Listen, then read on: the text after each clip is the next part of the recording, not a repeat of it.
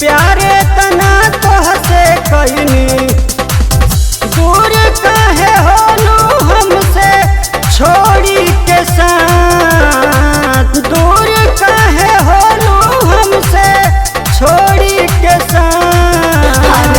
गले में पड़ जाई से नूरा पियावा धइले हाथ, अरे लगले में पड़ जाई से नूरा पियावा धइले हाथ।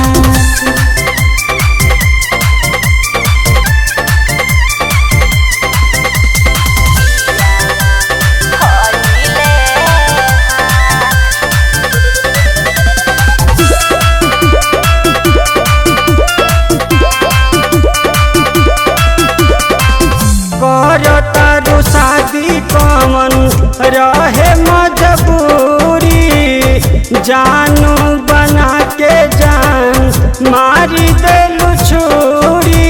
अरे ऐसी बात नहीं है, सुनो तोह के भुलाई बनाही साच कहीं धन हो, तोहरे में बहसेला हर क्षण मन हो।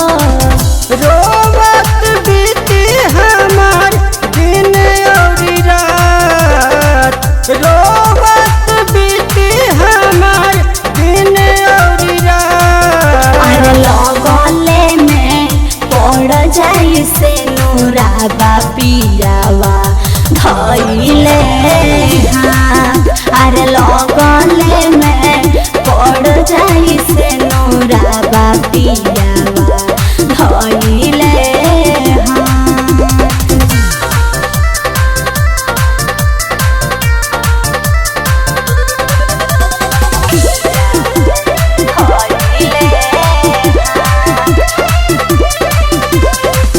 बुझ के खेलवना हमारा दिल से तू तो खेललू, पियावा के साथे तू तो डोली चढ़ के चललू।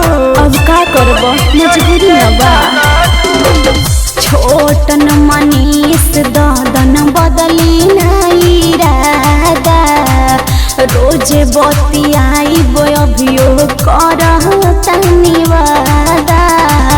ससुर से अइबू ना तू करे मुलाकात, ससुर से अइबू ना तू करे मुलाकात।